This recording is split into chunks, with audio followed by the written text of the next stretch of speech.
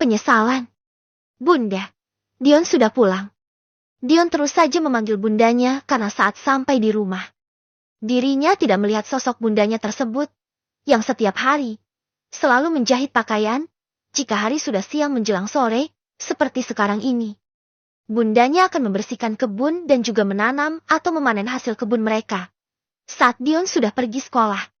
Setelah itu, bundanya pasti akan langsung menjahit setelah matahari sudah lumayan terik.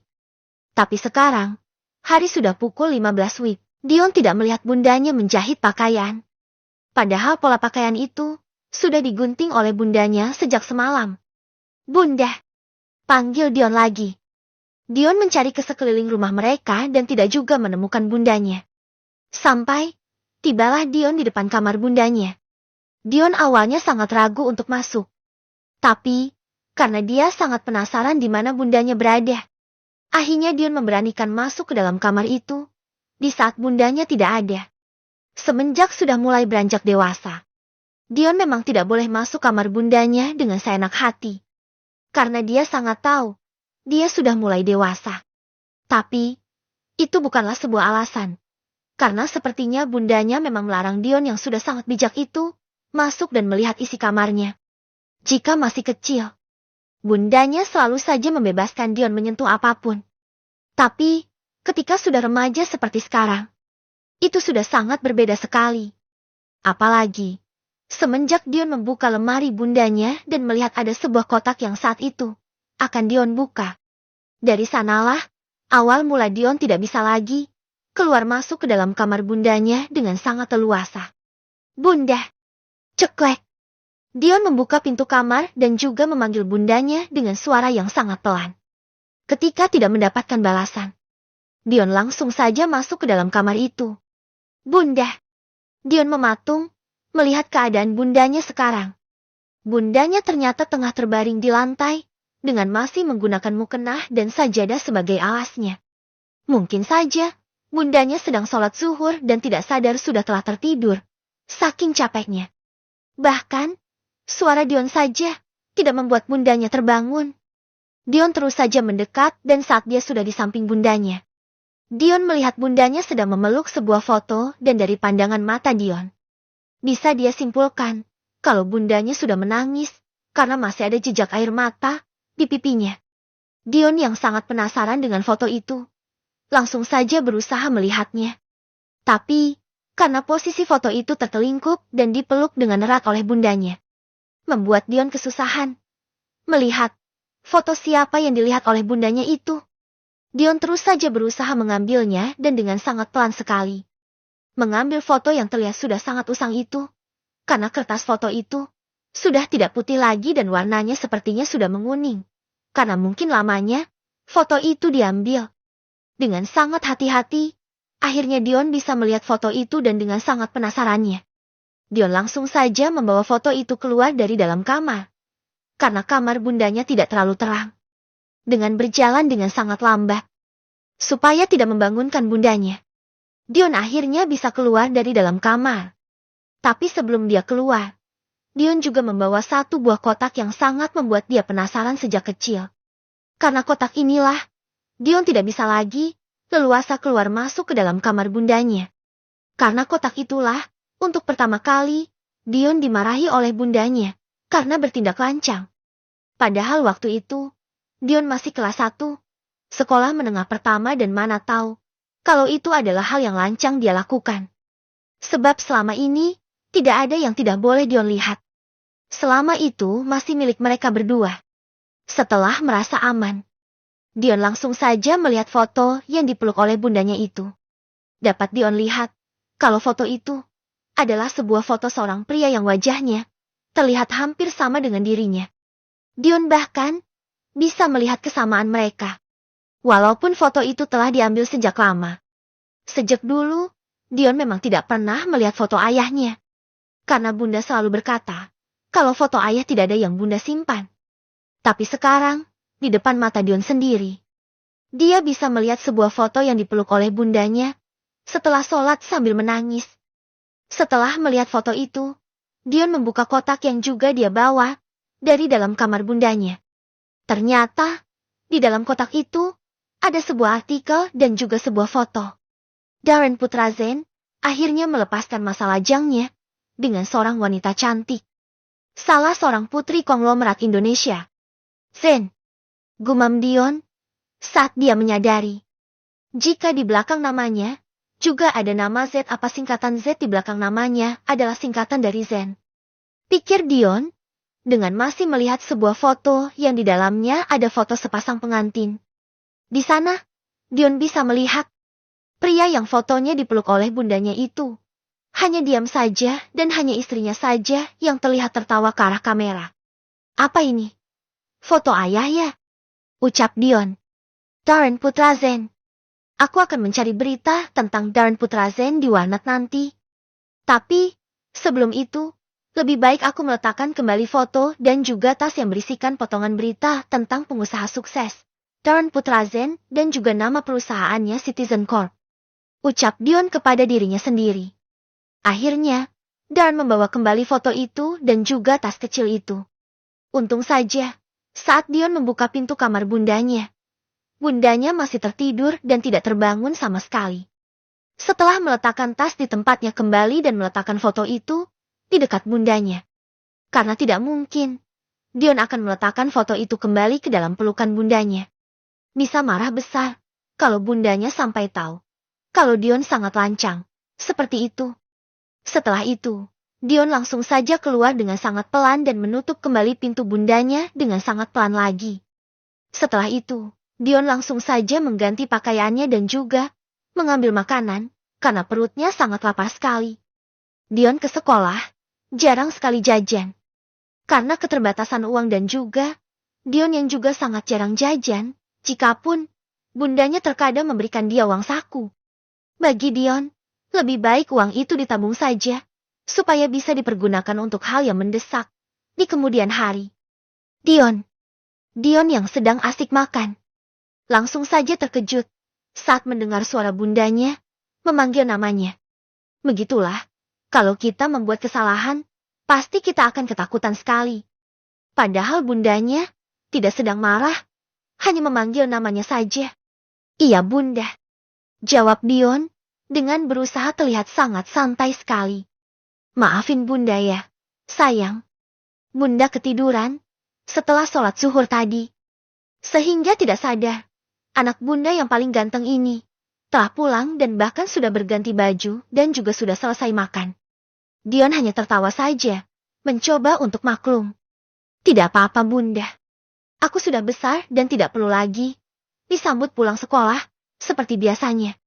Lagi pula, Dion sangat paham. Bunda pasti sangat kelehan, berkebun dan juga menjahit banyak pakaian itu. Tunjuk Dion ke arah pakaian yang masih menunggu untuk dijahit, supaya bisa digunakan dengan sangat cantik. Bundanya Dion memang terkenal sebagai tukang jahit, yang sangat bersih dan hasil jahitannya juga sangat rapi. Ditambah lagi, bundanya sangat bisa menjahit dengan berbagai pola yang agak rumit, untuk membuat pakaian yang sangat cantik. Mungkin karena bundanya telah lama hidup di kota dan melihat banyak pakaian yang sangat cantik, membuat dirinya bisa berpikir untuk membuat pakaian yang sama, dengan keahliannya dalam menjahit pakaian juga. Yuri yang melihat anaknya, yang berusaha maklum, langsung saja mengusap rambut halus dan juga tebal anaknya, rambut yang sama persis dengan rambut suaminya dulu. Semua hal yang ada di diri Dion, merupakan replika dari ayah kandungnya. Bahkan, itu juga yang membuat Yuri bersedih, karena dia seolah melihat bayangan suaminya, dari anak kandungnya sendiri. Di Jakarta, di dalam sebuah ruangan, terdapat pasangan parubaya yang sedang terduduk dengan wajah mereka yang sangat penuh penyesalan. Di tangan mereka, terdapat hasil pemeriksaan tes DNA atas cucu sematawayang yang sangat mereka sayangi dan mereka limpahi kasih sayang sejak dulu. Sebenarnya, sebelum Darren mengatakan tentang istrinya keduanya itu, kedua orang tua Darren sudah sedikit curiga, karena wajah cucu mereka, yang tidak terlihat seperti anak mereka, sedikit pun. Tapi, karena mereka selalu saja menepi semua berita yang kurang baik dari menantunya itu, mereka berusaha percaya. Tapi, entah kenapa, beberapa minggu yang lalu, pasangan parubaya itu melihat menantu mereka masuk ke dalam sebuah apartemen dengan seorang pria, dengan bergandengan mesra dan terlihat juga, kalau dia juga tertawa bahagia. Kedua pasangan parubaya, yang awalnya ingin melihat salah satu koleksi apartemen baru mereka yang kebetulan satu gedung dengan apartemen dari pria yang bersama dengan menantu mereka. Lebih tepatnya, menantu yang sangat mereka sayangi dan selalu saja mereka sanjung. Sebagai menantu terbaik di depan semua orang. Baik di depan kolega, maupun di depan semua keluarga besar mereka. Dengan wajah yang sangat teduh dan pembawaan yang sangat lemah lembut sekali. Makanya mereka sangat percaya, kalau menantu pilihan mereka itu sangat baik sekali, berbeda dengan menantu pilihan anak mereka, yang sekarang telah menghilang, semenjak pesta pernikahan suaminya dengan wanita pilihan orang tuanya itu. Apa yang harus kita lakukan sekarang? Hampir 18 tahun, kita ditipu mentah-mentah sama keluarga wanita yang selama ini selalu kita banggakan. Ternyata dia. Yola tidak bisa meneruskan kata-katanya, karena terasa sangat sesak sekali, saat mengingat semua ucapan manis menantunya itu. Hanyalah sebuah dusta belaka. Akbar Zen hanya melihat wajah penyesalan istrinya itu, tanpa mau mengatakan apapun. Karena bukan hanya istrinya saja yang merasa dibohongi mentah-mentah selama ini. Dirinya juga merasa sangat menyesal dengan semua waktu yang dia habisi untuk menegur anaknya, untuk terus memperlakukan istri mudanya dengan sangat baik. Ternyata, anaknya malah merahasiakan masalah sebesar ini dari mereka semua dan lebih memilih hidup menderita di dalam suasana sepi yang terus dia lakukan untuk mengenang kebersamaan dia dengan sang istri pertama yang rela pergi sekaligus dengan anak mereka. Bagaimana kalau kita menyuruh Darren untuk menceraikan Meira saja? Lagi pula, mereka juga tidak pernah berhubungan suami istri dan di dalam rumah itu, mereka juga tidak terlalu sering berkomunikasi seperti pasangan suami istri lainnya. Tapi Mami tenang saja, rencananya, setelah mereka bercerai, Papi akan meminta Yuri untuk kembali lagi, bersama dengan anak kita. Apalagi anak yang dikandung Yuri, juga cucu kandung kita. Mau bagaimanapun, kita menolak kehadirannya. Apalagi, wajah anak itu sangat mirip sekali dengan wajah Darren. Jadi, sudah dipastikan, kalau dia benar-benar adalah cucu keluarga Zen. Ditambah lagi, dia juga seorang laki-laki yang sangat bisa kita andalkan untuk meneruskan netizen corp ke depannya. Yola mengingat wajah menantu yang sangat tidak dia sukai itu. Tiba-tiba, perasaan bersalah datang menghampirinya dan membuat dirinya merasa sangat menyesal sekali. Karena telah menyuruh menantunya yang sedang hamil besar itu untuk pergi dari rumah anaknya. Yola, bahkan seperti tidak berperasaan, mengatakan kata-kata yang sangat menyakitkan bagi wanita itu. Apa Yuri masih mau menerima kita? Melihat kesalahan kita yang sangat banyak sekali kepada dirinya dan juga kepada cucu kita yang waktu itu masih ada di dalam kandungan Yuri. Apalagi, selama ini kitalah yang telah menyuap anak buah Darren untuk tidak memberitahukan keberadaan mereka berdua. Apa yang selama ini kita lakukan sangat kejam sekali. Mami sangat takut kalau Yuri dan cucu laki-laki kita tidak bisa menerima kita dengan sangat baik. Ucap Mami Yola dengan berlinang air mata. Akbar yang kepikiran sesuatu dengan laporan anak buahnya beberapa hari yang lalu, langsung saja berdiri dan berniat membuka laporan yang masih berada di dalam amplop yang masih bersegel, karena belum dia buka. Akbar selama ini memang menyuruh orang untuk mengawasi gerak-gerik Yuri dengan anaknya. Tapi, dia tidak mau mendengar semua penjelasan anak buahnya, dan hanya akan mendengar tentang apa wanita itu tidak datang mengganggu anak semata wayangnya lagi. Bagi Akbar, berita tentang Yuri dan anaknya tidaklah penting. Yang terpenting, selalu memantau mereka, agar tidak kembali lagi ke kota dan mengganggu kehidupan pernikahan anak semata wayangnya, yang dia rasa sangat bahagia sekali. Tapi ternyata, semuanya sangat salah dan anaknya hidup sebagai pria yang sangat menyedihkan, dengan terpaksa membesarkan anak pria lain, sedangkan anaknya sendiri tidak tahu keberadaannya sampai sekarang. Ini adalah laporan bulan kemarin dari Budi. Papi tidak pernah melihat laporan yang sangat rinci, yang setiap bulan dibuat oleh Budi. Bahkan, Papi hanya sekali saja melihat wajah cucu kita saat Budi mengirimkan foto itu ke WA pribadi Papi. sehingga papi tidak sengaja melihat. Yola langsung saja membuka amplop itu dan di dalam sana, terdapat banyak sekali foto keseharian cucu mereka yang sedang berkebun sampai pergi ke sekolah. Budi memang sangat bisa diandalkan dan dia benar-benar sangat teliti untuk mengerjakan semua yang diperintahkan untuk dirinya. Tangan Yola, tanpa sengaja, mengelus wajah sang cucu yang di dalam foto itu terlihat sedang berkeringat karena sedang bekerja di sebuah rumah makan dan dari foto yang terlihat, kalau sepertinya cucunya sedang bekerja sebagai tukang cuci piring. Wajah cucu kita sangat mirip sekali dengan Darren ya, Pi. Dia bahkan seperti kembaran Darren saja. Tapi, kenapa dia seperti kelelahan terus ya Pi, di setiap foto yang dikirim oleh Budi ini? Ucap Yola lagi, saat melihat semua hasil laporan dari anak buah sang suami. Menurut yang pernah Budi katakan sih, dia akan selalu bekerja selama Sabtu dan Minggu di rumah makan itu, sebagai pencuci piring. Sedangkan hari-hari bisanya, dia akan mengajarkan les untuk anak sekolah dasar dan juga anak sekolah menengah pertama. Sayang, dia bahkan juga akan mengurus kebun di belakang rumah mereka, jika pulang sekolah.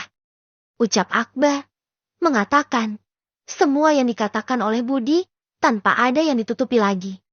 Yola langsung saja terkekut dengan berita yang baru saja didengar oleh dirinya itu. Cucu kita harus bekerja keras, sampai segitunya, Pi? Tanya Yola, terkejut dan tidak menyangka sama sekali, dengan kehidupan seperti apa, yang selama ini, dirasakan oleh cucu dan juga wanita yang masih berstatus sebagai menantunya itu, karena walaupun anak dan menantunya lama berpisah. Tapi, di antara mereka, tidak ada kata cerai sama sekali. Sampai saat ini, kita memberikan kemewahan kepada cucu orang lain dan membiarkan cucu kita sendiri kesusahan untuk hanya sekedar hidup di luar sana. Kita benar-benar adalah kakek dan nenek yang sangat buruk sekali. Dengan tangan yang masih bergetar, Yola masih melihat wajah cucunya yang sangat tampan itu, mengerjakan banyak sekali pekerjaan. Di usianya yang masih terlalu muda, mengerjakan banyak pekerjaan seperti itu. Bahkan Maida, cucu yang selama ini mereka anggap sebagai cucu kandung dan seorang pewaris CETIZTN Corp berikutnya saja, tidak pernah mengerjakan pekerjaan rumah sedikit pun. Mereka sangat memanjakan anak remaja perempuan yang sangat cantik itu. Tapi, mereka malah melihat cucu kandung mereka mengerjakan berbagai pekerjaan yang terbilang sangat susah untuk seorang pria. Dada kedua pasangan parubaya itu terasa sangat sesak sekali, seperti ada sebongkah batu yang sedang menghimpit tubuh mereka berdua. Penyesalan memang hal yang sangat mengerikan dan terasa sangat menyakitkan sekali. Wanita simpanan. Dion langsung saja pergi ke warnet terdekat untuk mencari tahu tentang foto pria yang